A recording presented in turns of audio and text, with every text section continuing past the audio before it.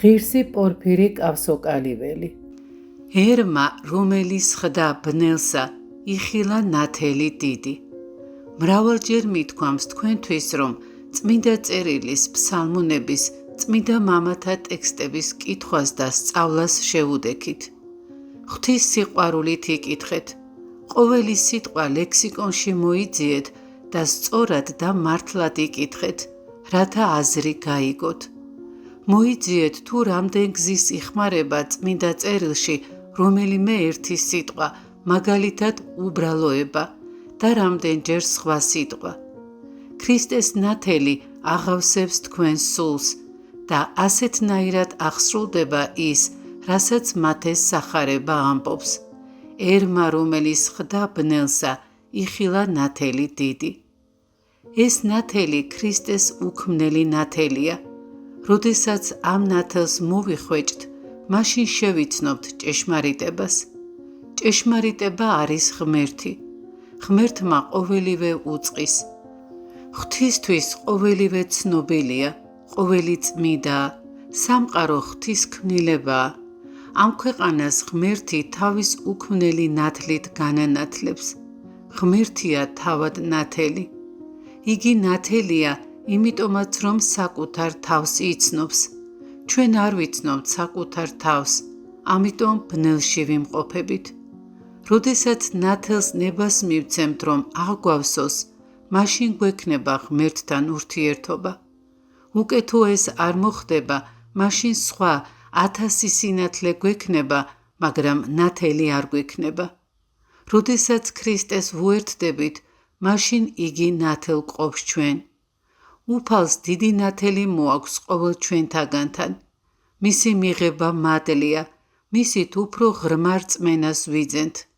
ხდება ის, რაზეც სიბრძნეს სოლომონის წიგნის ტექსტი საუბრობს, ხოლო გამოეცხადების, რომელი არაურწმუნო ექმნების მას. ვისაც არ სწამს, ვინც ეჭვობს და კამათობს, იგი მხოლოდ ლოგიკურად აზროვნებს და ღმერთს არ ეხსნება. მათ ღმერთი არ ეცხადებათ. ჩაკეტილ სულში ღმერთი არ შედის, უფალი არ ძალადობს, არ იჭრება მათში. ხოლო პირიქით, ვისაც უბრალო ურყევი რწმენა აქვს, მას ეცხადება ღმერთი და თავის ნათელს ანიჭებს. უფალი მას უხვად მიმადლებს ამ ცხოვრებაშიც და მით უფრო იმ ქვეყნად. ნუ გგონიათ, რომ ამ ქვეყნად ყველა ადამიანი ერთნაირად ხედავს ჭეშმარიტების ნათელს.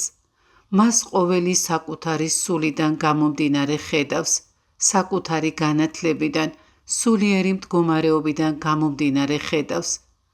მაგალითად, მრავალი ადამიანი უყურებს სურათს, მაგრამ ყველა ერთსა და იმავეს არ გრძნობს. ასევეა საღმრთო ნათლისადმიც. ჭეშმარიტი ნათელი ერთნაირად არ ბრწყინავს ყველა ადამიანის გულში. ანუ ბუნებრივი მზე ყველგან ერთნაირად ანათებს, მაგრამ გაჭვარტლუნმინებიან სახლში იგი ნაკლებად აღწევს. ამიტომაც ვამბობ, რომ იგივე ხდება უქმნელი სინათლისადმიც. ჩვენი მინები გაჭვარტლულია, ჩვენი გული უწმინდურია, ჭვარტლი სინათლის შეღწევას აბრკოლებს. ჩვენს წმინდანებს და წინასწარმეტყველებსაც კი იგივე ემართებოდათ. ისინიც მათი შესაბამისი სიწმინდის მიხედვით იღებდნენ საღმრთო ნათელს. მოშურნეები უნდა ვიყოთ, თქვა უხუცესმა პორფირმა. მოშურნე ის არის, ვისაც მთელი გულით უყვარს ქრისტე და მისი სახელით მოყვას ემსახურება. ღვთისა და მოყვასის სიყვარული ეს განუყრელი წყვილია, მხურვალე სურვილი, ღვთაებრივი სწრაფვა, ლმობიერების ცრემლი, ეს არა ზრახვით, არამედ ყოველივე გულიდან მომდინარე უნდა იყოს. ფანატიზმს ქრისტესთან არავითარი კავშირი არ აქვს. ქრისტიანი ჭეშმარიტი უნდა იყოს, მაშინ იგი არავისზე არ გაბრაზდება, არამედ სიყვარული ყოველივეს დაფარავს. უცხო აღმსარებელთანაც ქრისტიანად უნდა დარჩე. ანუ ადამიანს მიუხედავად მისი სარწმუნოებისა, პატივისცემით თავაზიანად უნდა მოეპყრა. მუსლიმანზე შეიძლება იზრუნო, მოემსახურო, თუ მას უჭირს, მასთან იურთიერთო. სხვა ადამიანის თავისუფლებას პატივი უნდა ვცეთ. როგორც ქრისტე დგას კართან და აკაკუნებს, არ ძალადობს, არამედ ელის, რათა სულმა თავად თავისუფლად მიიღოს იგი, ჩვენც ასე უნდა დავდგეთ ყოველი სულის წინაშე.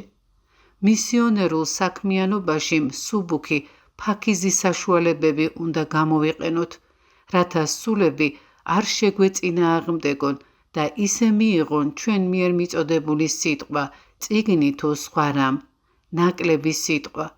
ხშირად სიტყვა ყურში ჟღერს და გვაღიზიანებს. ლოცვა და ცხოვრება კი სულზე აისახება, აღადგენს და ცვლის ადამიანს, მაშინ როცა სიტყვა უნაყოფო რჩება. ყველაზე კარგი მისიონერული საქმე ეს არის კეთილი მაგალითი, ჩვენი სიყვარული და ჩვენი სიმდაბლე.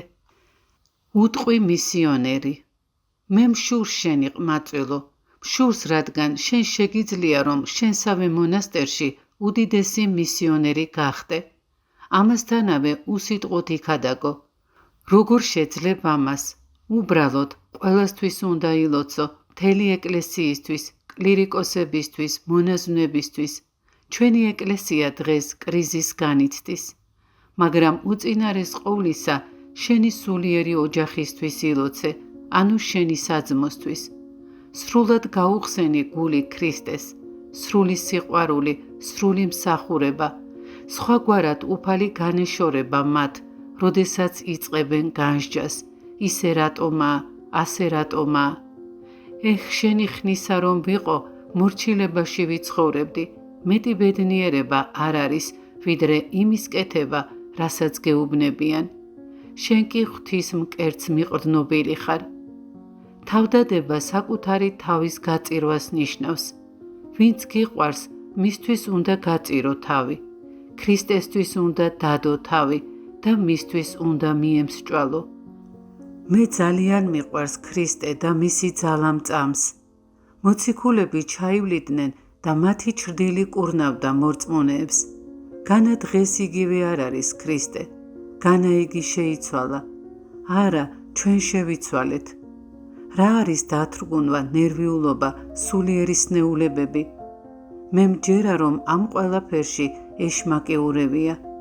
ჩვენ არ ვემორჩილებით ქრისტეს, ეშმაკი შემოდის და ჩვენში არეულობა შემოაქვს. ეხ, მე რომ შენსავით ცხოვრება შემეძლოს, მთელი კინოვიის მორჩილი ვიქნებოდი. მშურს შენი, ძალიან მიყვარხარ ქრისტეში და მინდა რომ შენ მართებული მონაზონი იყო.